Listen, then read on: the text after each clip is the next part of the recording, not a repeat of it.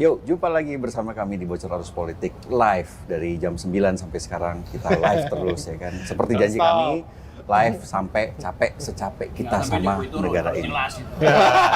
Baru mau dikenalin nih. Baru mau dikenalin. Masuk udah nyosor dulu. Ya. Jadi sore ini kita kedatangan dua musuh negara. Dua musuh negara. Ada maksudnya satu lagi Bang. Nggak, dua musuh negara, dua abdi rakyat. Jelas dong. Benar loh. Ya, sempat ini nyindir-nyindir kita, katanya kita kurang berani.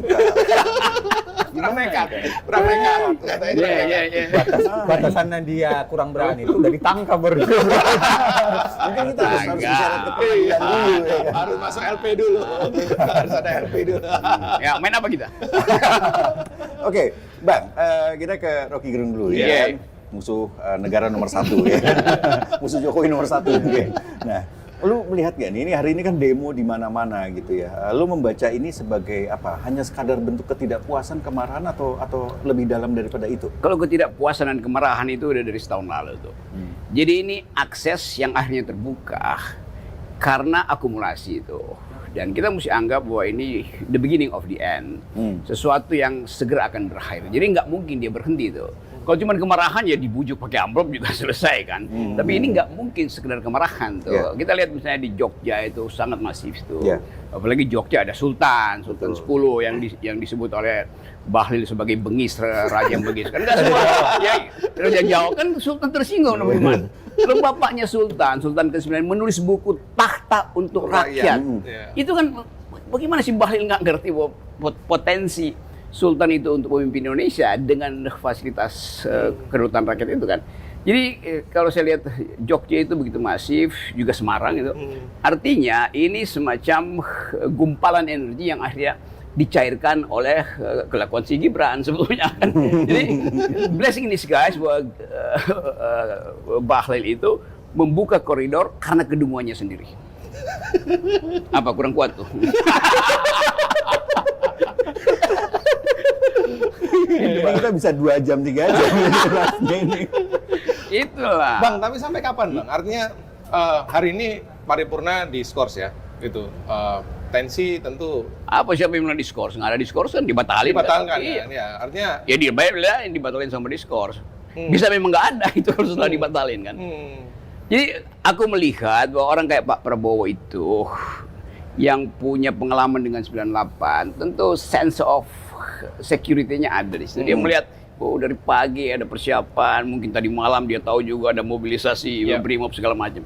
Tapi dia menilai dengan semacam insting seorang politisi itu bahwa kalau ini berlanjut dia bisa nggak dilantik di Oktober. Jadi saya menganalisis ini akan saya kira Prabowo akan secara sublim mengatakan oke, saya setuju Mahkamah Konstitusi, yang lain-lain bisa diselesaikan. Tetapi bagi dia yang sudah terpilih ini dia potensi untuk loss lagi kan tinggi sekali kan. Daripada hitungan itu dia loss, mending dia sebut aja oke. Tentu dengan kan di dalam tim Pak Prabowo saya tahu ada Pak SBY yang mengerti juga keadaan semacam ini sebagai semua prajurit yang terlatih dalam intelijen. Mungkin mereka bercakap-cakap udahlah, iyain aja lah MK itu, atau ini kepentingan rakyat dan akan merugikan Anda. Ini kalkulasi aja ya. Tapi kalkulasi ini mesti diajukan atas dasar pertimbangan eskalasinya akan berlanjut. Kan nggak mungkin ini berhenti kan. Ini momentum yang dirasakan oleh masyarakat akademis terutama sebagai, kalau saya pakai istilah sunatullah itu ntar dianggap agama lagi kan. Jadi rumus-rumus sosiologi menerangkan bahwa akumulasi ini telah membuka celah untuk perubahan yang lebih besar tuh. Kira-kira begitu abstraksinya kira-kira supaya agak abstrak dikit lah itu ngomongnya. Jangan-jangan sudah ngobrol sama Prabowo soal ini. Aku bisa baca pikiran dia lah.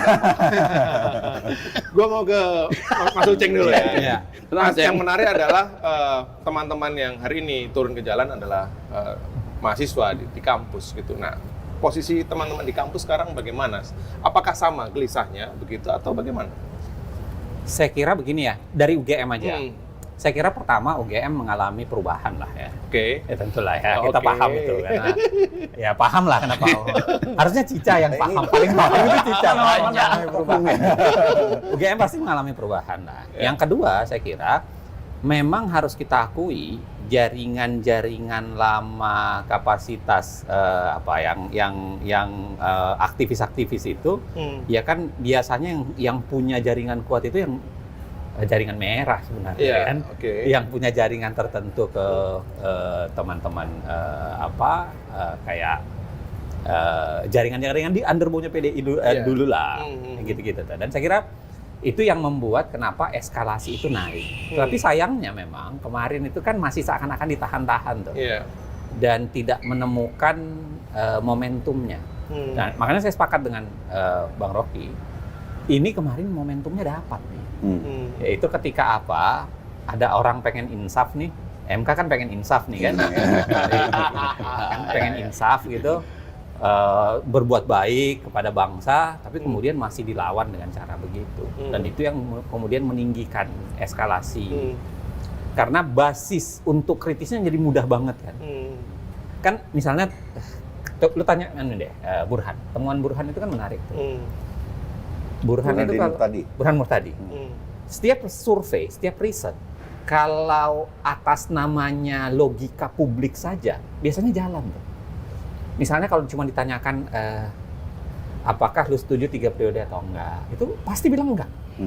Tapi kalau sudah disampaikan duluan bahwa Pak Jokowi setuju 3 periode ya, Pak Prabowo kelihatannya juga mau mendukung misalnya ya. Terus ditanyakan ulang, hasilnya pasti jauh berbeda. Gitu. Jadi faktor itu selalu berpengaruh gitu. Nah, saya kira sekarang ini faktor itu belum ada.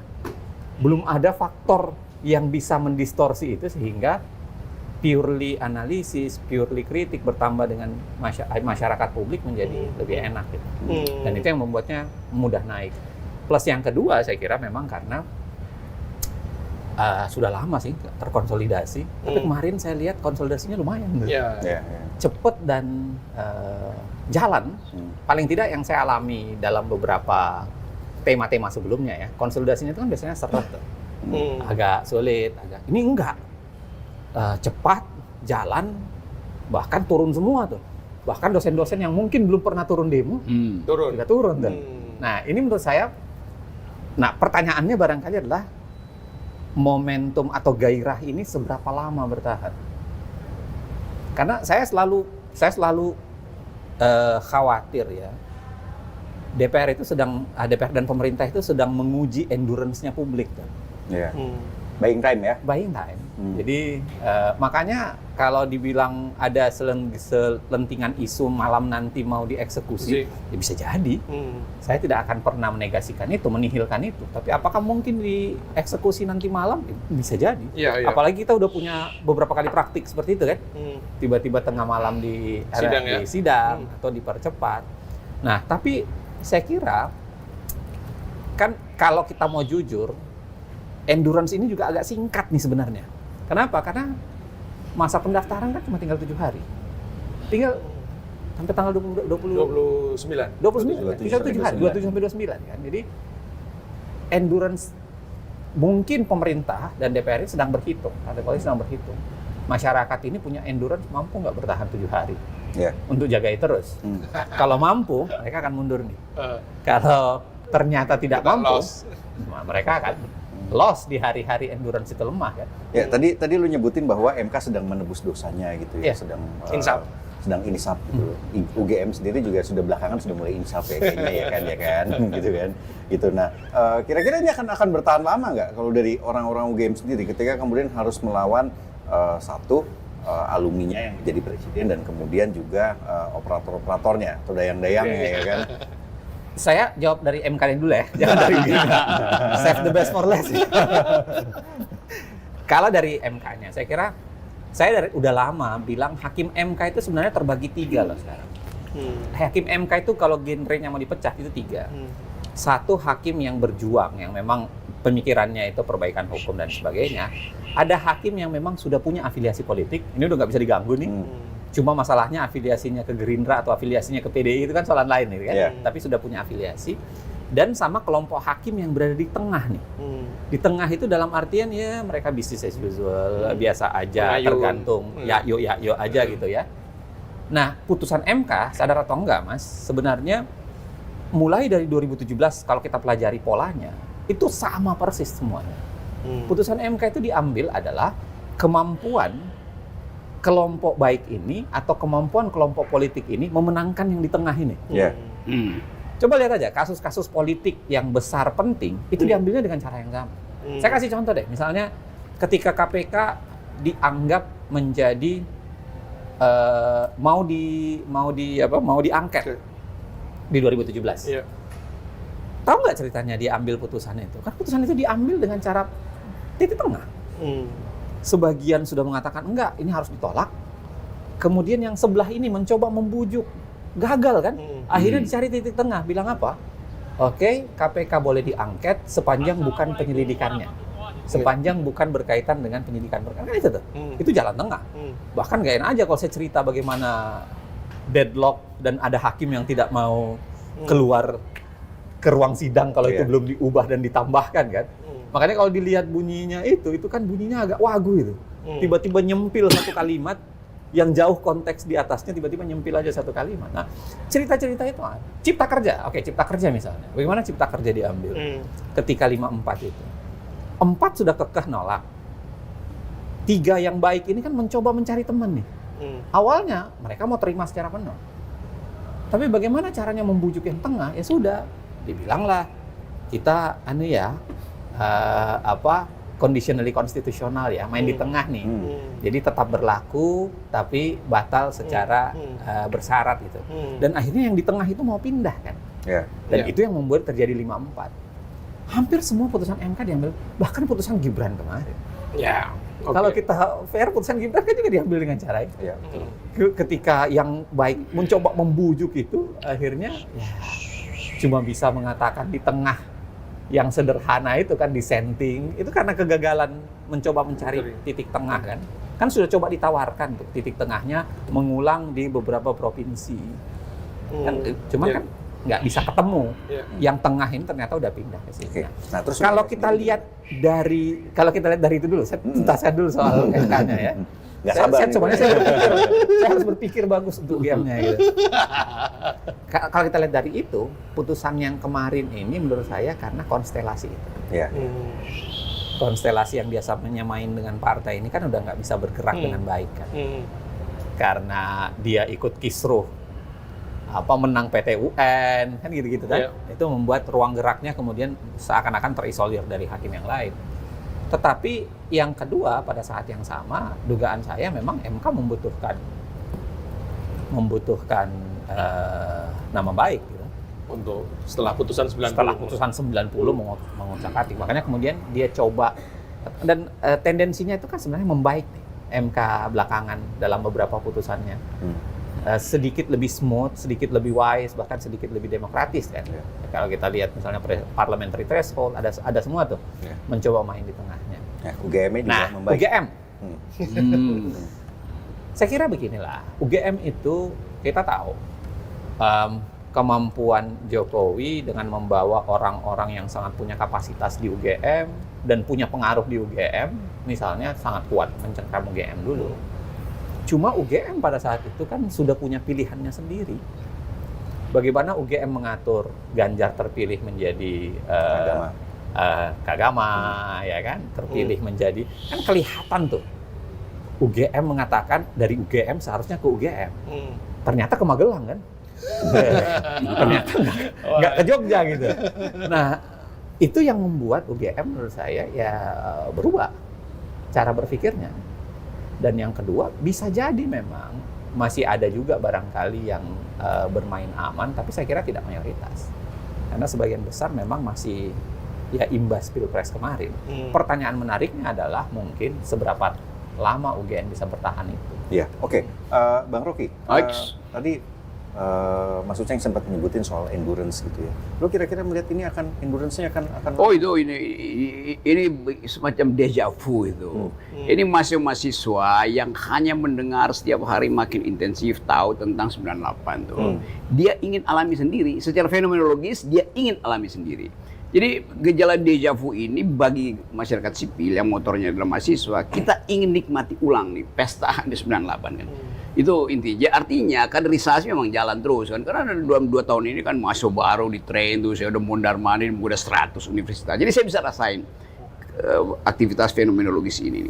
Itu dari segi civil society. Dari segi masyarakat politik, tentu PDIP menganggap ini juga to be or not to be momentum ini kan. Jadi bertemulah di situ antara energi politik yang sebetulnya material dengan energi politik yang intelektual. Nah itu yang memungkinkan ini jebol pasti itu. Jadi kalau dia mau dipertahankan, bagus juga misalnya kalau oke lanjutin aja, ini akan panjang. Dan panjangnya ini dibaca oleh oleh Prabowo. Jadi sebetulnya ini pertandingan strategi aja antara Prabowo dan Jokowi yang dulu kita udah antisipasi. Kan dulu saya sebut di sini, satu waktu akan terjadi duel kendati sangat sublim, saling kirim sinyal antara Prabowo dan Jokowi. Gitu, Golkar itu diambil oleh Jokowi, apa itu bukan diarahkan untuk menghalangi Prabowo di kemudian hari. Jadi secara ya kita baca secara blanten lah soal itu kan. Kan politik ada yang terlihat, ada yang tersembunyi. Nah, sinyal ini jelas bahwa Pak Prabowo menganggap dia lagi dikepung oleh Jokowi itu. Dan peristiwa ini ini berdasarkan cerita Prabowo ke lu. Kenapa lu nggak pernah percaya bahwa kemampuan gue bermimpi itu melebihi kemampuan saya bertemu? Pastikan aja, Bang. Namanya bocor halus. Gitu kira-kira ini analisis aja, analisis. Jadi kelihatannya begitu. Sebut aja dengan istilah yang agak mendebarkan deja vu. I was there. Dan sekarang mau dialami lagi itu. Oleh siapa? Oleh mahasiswa berdasarkan cerita alumni UGM, alumni UI. Kan ini komunitasnya jalan terus kan. Genealogi dari narasi di 98 jalan terus. Nah, Prabowo tahu bahwa ini bahaya nih. Kira-kira begitu. Oke? Ya. Apakah itu apakah menurut lu ini juga banyak orang kan juga mempertanyakan apakah ini akan sampai pada pelengseran seorang Jokowi? Pasti. Kalau nanya ke gue pasti bilang pasti. Maksud gue bilang enggak kan? Lu melihat ini akan bisa membuat Jokowi dilengserkan? Pasti ini akan terjadi, mungkin nggak sampai Oktober. Kan lebih baik begitu kan, supaya nggak ada beban pada Prabowo. Ya kalau ada terus negosiasi jalan terus dong, kan itu intinya kan. Jadi sebetulnya seorang yang berpikir strategis dianggap ini momentum untuk to be or not to be. Jangan lagi ada post event lalu ada negosiasi kan. Mahasiswa juga berpikir begitulah. Ngapain kalau nggak nurunin Jokowi kan? Kan itu udah tetap. Apalagi orang Jogja tuh yang merasa bahwa rajanya itu dipermalukan kan. Kan itu oleh orang yang nggak ngerti kultur Jawa itu kan. Jadi sekali lagi ini bertemu semua variabel yang disediakan oleh sejarah untuk mengucapkan bahwa Jokowi you are finished, kira-kira begitu. Bang, tapi menarik adalah faktor apa ya yang akan membuat gerakan ini akan bertahan sampai dengan tujuannya gitu ya? Semua yang mau investasi di situ ntar malam tuh itu pasti itu masuk semua nasi bungkus di situ lagi, itu pasti itu. Itu dengan sendirinya terjadi kan, sama seperti 98 gitu, jadi nggak ada apa-apa. Bayangin misalnya tuh dari Karawang itu 5 bis dosennya patungan untuk kasih mahasiswa datang itu. Unpad, saya kemarin di Unpad tuh ngomong dengan anak-anak Unpad dan dosen Unpad akhirnya mutusin, oke, kami hentikan kuliah tuh silahkan. Dikirim 40 bis. Kan itu artinya tadi kata Uceng itu, energi intelektual itu artinya akhirnya menyatu untuk menghasilkan sejarah. Jadi semua berupaya untuk punya peran dalam sejarah baru. Ini betul-betul sesuatu yang akan bikin kita bergembira bahwa politik akhirnya didinamisir kembali oleh the intellectual. Dari awal kita bilang bring politics back into the intellectual scene itu. Sekarang scene-nya itu ada di kalangan guru besar udah pasti ya. Memang narasi, tapi kan guru besar akan dorong mahasiswanya. Lu kalau nggak ikut demo, gue nggak kasih ayah, kira-kira begitu. Oke. Tapi sekarang tidak ada krisis ekonomi. Apakah? Ya iya, saya tahu itu di ujungnya orang berpikir tentang teori perubahan, harus ada krisis ekonomi. Di mana nggak ada krisis ekonomi, semua mengeluh.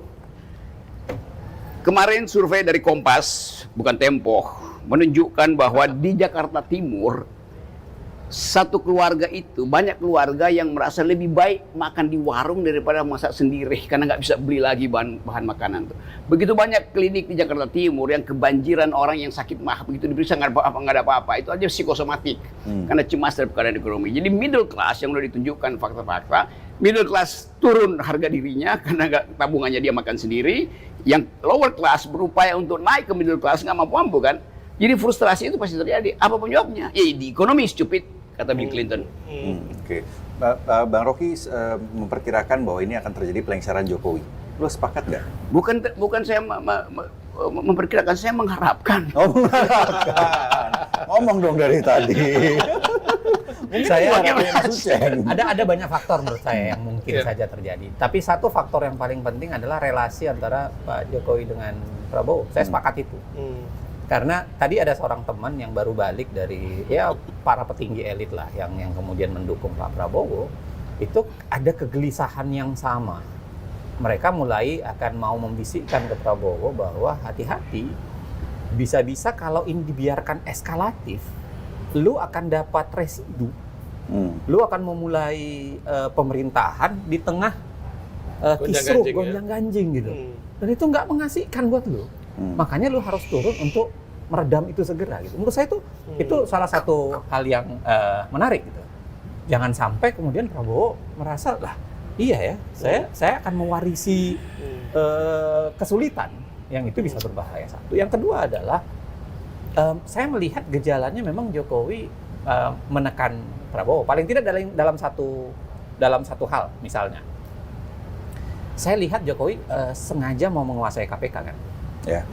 Misalnya dengan memaksa segera dilakukan seleksi, segera dilakukan fit and proper, kan mau dipaksa semua nih. Sebelum Oktober, masuk, karena September malah. Rancangannya kan September sudah masuk 20 besar, Presiden pilih 10 dilempar ke DPR, itu dipilih di bulan September. Iya, sebelum dilengser kan? Sebelum dilengser. Padahal tidak ada kewajiban kan? Karena KPK itu masih diganti di bulan Desember. Artinya kalaupun di fit and proper dengan DPR baru dan dipilih oleh presiden baru kan tidak ada masalah. Masih ada waktu dari bulan Oktober sampai bulan Desember. Nah, dugaan saya kenapa itu dilakukan oleh Jokowi, karena Jokowi mau memastikan kan salah satu alat penekan yang paling enak dipakai itu adalah KPK itu harus belongs to him gitu, harus dipegang oleh dia. Karena kalau tidak dipegang oleh dia, nilai tawarnya kan bisa menjadi turun.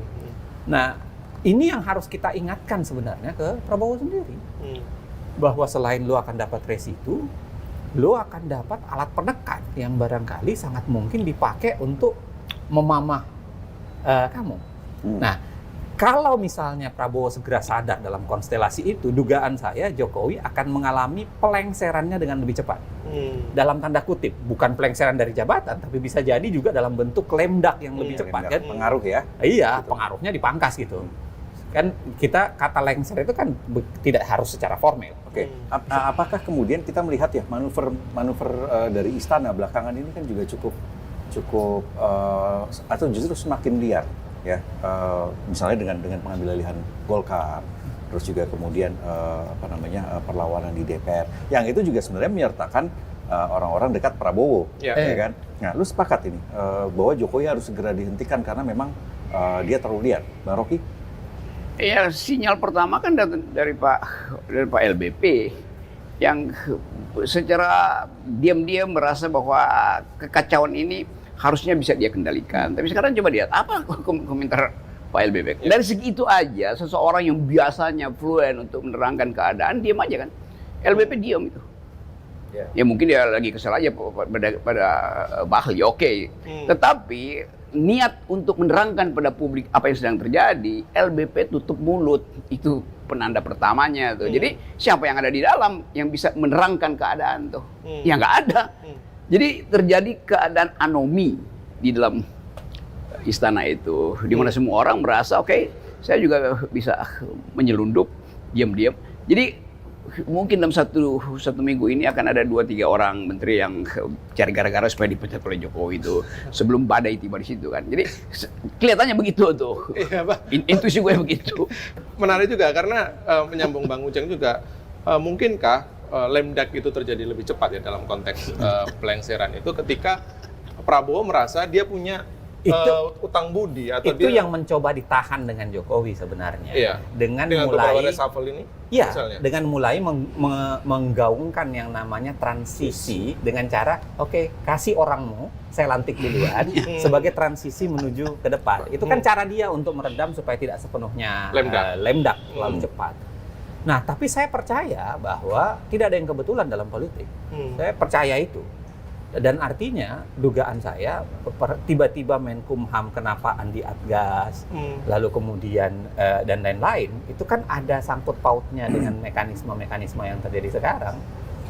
Andi Adgas itu kalau Anda masih ingat, dia yang juga balik ketika menghajar undang-undang KPK, ya kan, yang menghajar undang-undang MK itu kan dia semua tuh yang di belakangnya. Dan cara kerjanya menurut saya udah ketahuan gitu, begitulah cara kerjanya. Dan apa dugaan saya itu berarti akan dipakai untuk memuluskan. Coba bayangkan, saya nggak tahu ya, teman-teman sekalian, percaya nggak putusan MK itu diambil tanpa sepengetahuan istana? Ya enggak lah Bang. Enggak lah, nggak mungkin lah. Ya kan? Berapa hari sebelum putusan MK Menkumham diganti kan? Saya rasa bukan itu, tidak ada ruang kosong, tidak ada bukan hal yang tidak saling berkaitan sama sekali. Nah, karena dia tahu, oh MK ternyata mau insaf nih. Dan cara untuk menutup insaf adalah segera menaruh orang yang misalnya bisa mewakili dalam pembahasan undang-undang, lalu kemudian sasarannya bisa jadi akan dipakai juga untuk perubahan undang-undang MK. Itu yang saya bilang tadi. Kalau ditanya apakah seberapa lama MK akan insaf, saya percaya harusnya bisa lama. Tapi yang bahaya ini kan rancangan perubahan undang-undang MK belum putus, belum selesai, masih gantung. Dan kalau rancangan perubahan undang-undang MK tiba-tiba digolkan, itu kan beberapa hakim yang tadi kita golongkan sebagai orang yang mau berjuang ini kan tiba-tiba bisa dipangkas. Beberapa hakim bisa terbuang. Nah, yang gitu-gitu itu menurut saya coba dijembatani oleh Jokowi, tapi harusnya keyakinan saya Prabowo juga udah membaca. Nah, gua mau ke Bang Rocky. Mampukah Bang Prabowo ini lepas dari bayang-bayang itu? Mampu. Yes, pasti. Kan nggak mungkin Prabowo jadi presiden dan hidup dalam bayang-bayangnya. Kalau kita lihat personality dari Pak Prabowo yang selalu ada semacam decisiveness, dia mesti menentukan.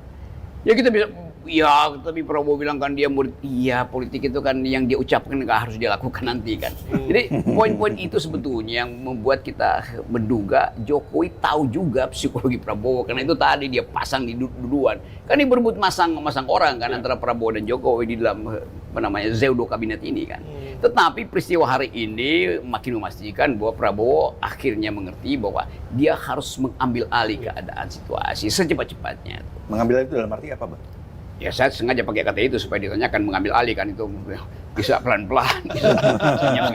Tapi tentu di dalam tradisi demokrasi mengambil alih artinya Prabowo tahu bahwa dia sudah elected presiden tuh, dan dia ingin supaya ada yang teduh segala macam tuh. Ini tadi beritanya 3 pintu di DPR udah dijebol gitu kan. Jadi itu artinya makin lama Prabowo juga ada dalam memori personal dia ketika 98, dan dia tahu bahwa ya oke, itu masyarakat Indonesia itu memang selalu ada dalam kondisi nerimo kan, filosofi kita nerimo. Tetapi juga di dalam bahasa Inggris kata ngamuk, emak itu datang dari dari tradisi Indonesia. Jadi nerimo ke ngamuk itu cuma urusan 2 pintu yang dijebol atau 3 pintu yang dijebol kan. Jadi kayak Prabowo mengerti kultur bangsa ini, dan dia tahu bahwa kalau dia ambil sesuatu tindakan yang tadi melampaui batas demokrasi, dia akan dicaci maki oleh masyarakat sipil, dan itu akan berbalik ke dia tuh, karena tidak sama lagi keadaan dengan 98, dan masyarakat internasional akan mengutuk dia. Padahal Prabowo butuh legitimasi nasional untuk minta 1.800 triliun semester depan kan. Itu dasarnya rasional betul bagi Pak Prabowo. Ya, buat bayar utang ya. Yes. Utang dari Jokowi ya. Ya utang Jokowi pasti itu akan disebut utang Jokowi. Iya. Mahasiswa, Bang Ujang tadi datang dengan teman-teman mahasiswa ya? Tadi pagi koordinasi dengan mahasiswa, sebelum saya tadi ke Lemhanas ngajar, tapi saya bilang di Lemhanas, ini ngapain diajarin kalian soal demokrasi, itu ada demokrasi asli. Udah bubar kan? Dan saya pulang udah cepat itu, saya selesai aja langsung jalan itu. Saya kira ngapain lama-lama, kalau mau praktik harusnya praktiknya di sana tuh. Nah tadi terus kemudian ke MK bareng sama teman-teman di MK, demo di MK, lalu saya ke acara diskusi ke sini, barangkali nanti balik lagi ke teman-teman. Tapi saya kira itu yang saya bilang tadi, memang ini sedang berlomba menguji coba endurance publik nih. Jadi kalau teman-teman bisa merawat endurance-nya, saya kira penyelamatannya bisa dilakukan. Tapi kalau endurance-nya tidak terawat, tipu muslihatnya akan jalan. Apakah kemudian ini ada sikap bahwa kita perlu mengutamakan sekarang civil disobedience terhadap Jokowi? Menurut lo apakah ini memang harus segera kita lakukan pada waktu yang tersisa ini, atau bagaimana, Bang? Oke, itu ongoing, civil disobedience ongoing di tingkat masyarakat sipil. Juga demikian di tingkat elit kan, yang menginginkan itu. Elit disobedient itu juga. Berarti betul sih, Uceng tadi. Sebulan lalu saya juga ngajar di Lemhanas. Bayangin misalnya, saya akhirnya diminta ngajar lagi di Lemhanas. Bukankah itu pembangkangan dari elit untuk minta saya ngajar kan? Kan baik betul kan? Saya masuk ditepuk tangan itu. Musuh nomor satu loh ya. Musuh nomor satu. Bayangkan itu. Saya kaget, ngapain ngundang saya lagi itu? Mumpung belum ada gubernur Pak Rocky, kan gubernur mana ada dia. Kalau ngomong aja suka-sukanya tuh.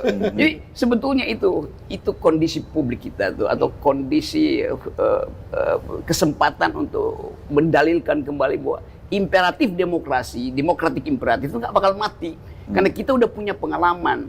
Jadi kesalahan Jokowi, dia merasa bahwa dia akan mampu untuk mengkerdilkan demokrasi. Nggak bisa. Jokowi bilang dia membangun demokrasi. Iya, yang dia bangun itu demokrasi membengkak, bukan bertumbuh itu. Membengkak itu artinya obesitas kan. Kenapa dia membengkak? Ya karena dia taruh dinastinya.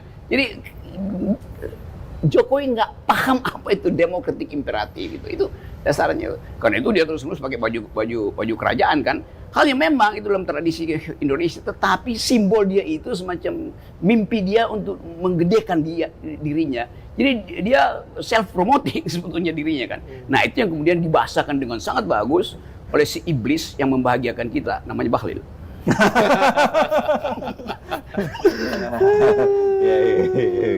Saya percaya ada satu faktor lagi yang barangkali nambah gitu, yaitu orang mulai paham betapa berlagak culunnya Pak Jokowi itu sebenarnya menunjukkan bahwa dia pura-pura gitu.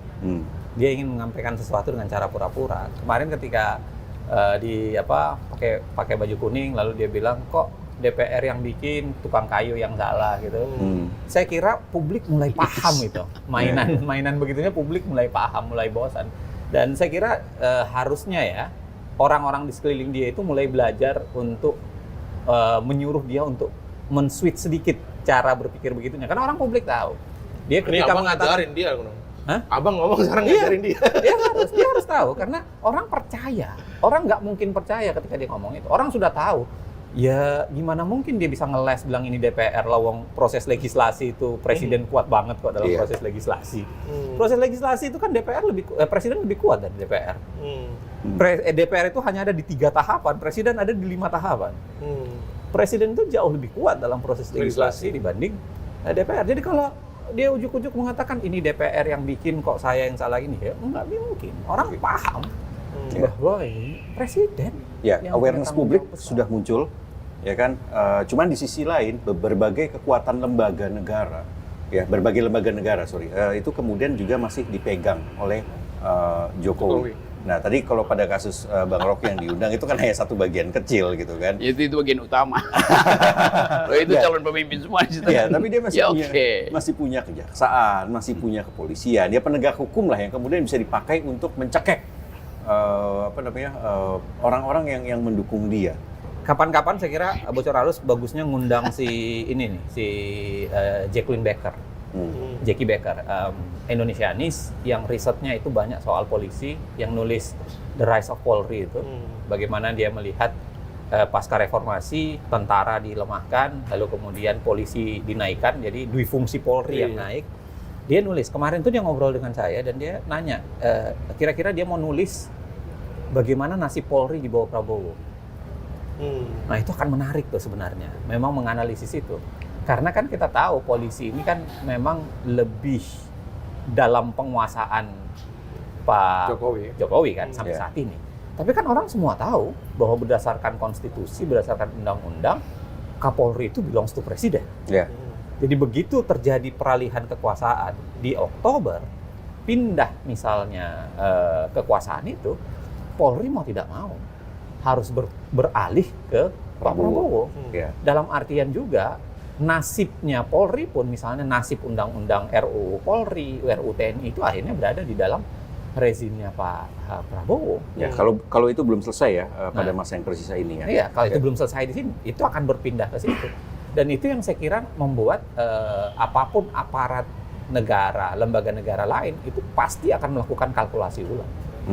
Dia tidak mungkin akan berani untuk malu tak gentar kan, membela terus yang satu aja. Enggak, pasti harus melakukan rekalkulasi. Karena dia tahu bahwa secara kekuasaan ini akan akan miliknya Pak Prabowo, Iya. bukan lagi miliknya. Oke, tapi kira-kira Bang Rocky, lu Iya. kan deket nih sama 08 ya, Prabowo Subianto gitu. Nah, apakah Kenapa itu selalu? Kayaknya lu nggak bisa apresiasi kemampuan gue menganalisis. harus ada info ya. Terus ini ngapain gue? kita kan sebagai bridging aja. Iya, Nah, tapi tidakkah Prabowo juga punya potensi atau peluang untuk mengulangi cara-cara yang sama yang dilakukan oleh Jokowi? Artinya dia menduplikasi cara-cara ya itu menekan dengan Iya boleh, penegak nggak ada hukum. soal. Tapi pertanyaan kita, ceteris paribusnya sama nggak tuh? Apa namanya, initial conditionnya kan lain sama sekali kan. Prabowo pada waktu itu mungkin ingin dapat ya sense of ya sensasi bahwa dia bisa lakukan itu di luar sistem konstitusi. Nah sekarang dia udah jadi presiden, ngapain dia mengulangi itu? Kan konyol buat Prabowo kan. Nah, logik sih kira-kira begitu tuh. Nah kalau institusi, ya betul institusi itu akan mengarah pada pemimpinan Prabowo tuh. Jadi kalau dianggap bahwa ya Jokowi masih punya kemampuan untuk keluarin sprindik, ya sprindik buat orang-orang yang memang bangsa mahasiswa justru akan pro Jokowi, tangkap aja. Tetapi nggak mungkin Jokowi kasih sprindik pada rektor UGM, pada rektor UNPAD, pada ketua BEM, nggak bisa tuh.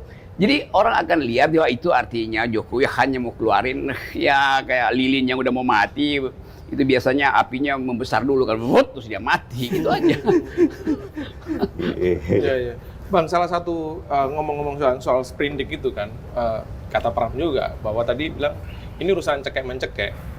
Juragan-juragan partai itu hari ini tidak bisa mewarnai atau tidak bisa melakukan fungsi check and balance karena dicekek itu, Bang. Nah, ke depan gimana sih, Bang, cara agar ya tentu saja tidak menggunakan aparat penegak hukum kan tentu saja, tapi apakah situasi itu memungkinkan terjadi? Coba aja cekek Megawati, cekek Hasto, cekek PDIP itu. PDIP banyak kasus PDI korupsi, tangkap aja. Tetapi tukar tambahnya tidak seimbang. PDIP koruptornya itu akan dirangsek oleh Jokowi lewat hukum pidana. Jokowi akan dirangsek oleh PDIP sebagai melanggar konstitusi. Dan fasilitas di DPR terbuka untuk segala macam hak angket segala macam kan. Jadi PDIP ada di dalam gairah untuk melengsarkan Jokowi itu. Itu udah lebih tinggi karena kesalahan konstitusional tuh bisa diproses. Sementara kesalahan pidana ya ditangkap doang, diborgol doang, dipamerin nggak ada soal. Orang anggapnya biasa. Tetapi ide bahwa Jokowi melanggar konstitusi, membelah partai, merusak sistem, itu udah masuk di dalam backbone masyarakat sipil tuh. Jadi percuma itu artinya tukar tambah antara apel busuk dan apel segar. Ya. Pelanggaran konstitusi, Bang? Iya, sebenarnya kan Mungkinkah itu jadi pintu masuk ya untuk waktunya tentu tidak cukup ya, tapi apakah mungkin memperkarakan pelanggaran konstitusi? saya kira pelanggaran konstitusi itu akan banyak dia dulang pasca selengser. Jadi bukan pada saat lengser. Apalagi memang tertinggal tersisa 2 bulan kan. Saya kira cicilan gugatan pada Jokowi itu akan dimulai sesaat setelah dia turun. Cicilan ya? Iya, cicilan. Karena kan nggak mungkin langsung dilunasin kan. Lagi pula kan Tapi semakin dicicil bunganya semakin tinggi. Iya, betul. Karena memang panjang tuh riwayatnya. Nah, cuma tinggal masalahnya sekarang ini siapa yang akan melakukannya. Makanya memang betul-betul tergantung hubungan dia dengan Prabowo kan. Dan itu yang saya duga kenapa dia memaksa betul dirinya untuk mengentertain Pak Prabowo pada satu sisi kan. Mau bintang 4 kasih. Lu mau apa? Kasih gitu. Semuanya dikasih kan. Orang-orang dekat lu gua lantik. Gua latih gitu. Bahkan cuman pergi operasi aja gua datang ke rumah lu lihat gitu kan. Jadi benar-benar mau mengangkat Prabowo supaya menghilangkan kesan kompetitornya Pak Prabowo. Tapi tanpa sadar sebenarnya apa yang dilakukan sekarang dengan memaksa terus anaknya, saya kira pasti akan menciptakan relung kesadarannya Pak Prabowo nih. Gue ini ngapain sih harus tarung mati-matian 2 kali untuk membenarkan adik kakak gitu.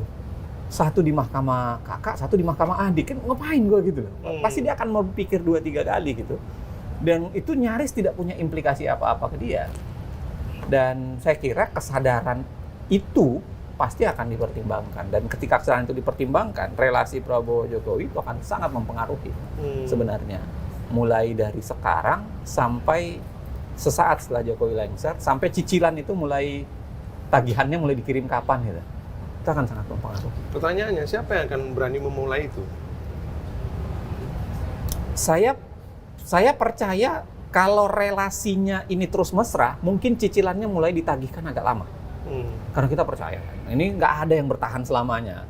Pendosa itu nggak ada yang bertahan selamanya gitu, nggak akan. Ini it's a matter of time tuh. Itu soalan waktu saja dia akan kemudian beralih. Nah, tetapi semakin mesra Jokowi dengan Prabowo, mungkin cicilan pertamanya akan dikirimkan ya belakangan, ya kan? Mungkin kalau misalnya Prabowo tidak mampu di 2029 sehingga kemudian Gibran naik 2029, cicilannya tertunda lagi gitu barangkali ya, akan tertunda lagi. Tapi paling tidak Makin panjang cicilan. Iya, cicilan itu pasti akan dikirimkan. Jadi lebih baik dibayar lunas segera ya, Maruf? Iya harus. Ya mesti begitu memang kan. Supaya ada batas air itu, udah selesai, saya nggak mau lagi ada semacamnya balas jasa. Atau. Kan tetap Pak Prabowo orang yang ngerti culture bangsa ini negeri, tapi dia juga adalah seorang yang dididik di dalam tradisi berpikir Barat kan, yang mau oke, fair lah ini, orang-orang bilang saklek gitu. Ya. Sedangkan Jokowi seperti lo bilang terlalu lama mengekap kartu Indonesia Dungu untuk dirinya sendiri. Coba ulangi yang maksudnya tadi kalimat. Sedangkan Jokowi menurut lo Sebutkan tanggalnya. udah ada rekamannya, aman kita. Itulah. Bang, ini pertanyaan terakhir Yes, dari gue ya. Pak. Kalau lu ketemu sama Jokowi itu ya, lu mau ngomong apa sama dia untuk kemudian melihat atas situasi yang terjadi belakangan ini? Gue mau tanya aja sesuatu. Apa tuh? Kenapa kamu nggak pernah diundang oleh Bocor Alus ya? Oke ya, kayaknya ini seru banget dari jam 9 sampai sekarang kami sudah menemani pemirsa semua dan kami mau mengabarkan bahwa dalam waktu dekat kami akan mengadakan BAP, Bocor Alus Politik Goes to Campus dengan target pertama, lokasi pertama itu adalah UGM, langsung pada jantungnya. Kita akan menuntut nanti pertanggungjawaban UGM.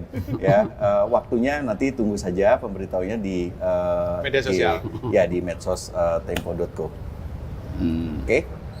Ya, jangan lupa juga untuk teman-teman yang belum subscribe tempo.co, silahkan klik tombol subscribe dan jangan lupa juga untuk langganan Tempo Digital pada link di description yang ada di bawah ini. Oke, dan jangan juga kepada pemirsa menyebarkan konten-konten dan link bajakan karena di situ ada hak ciptanya.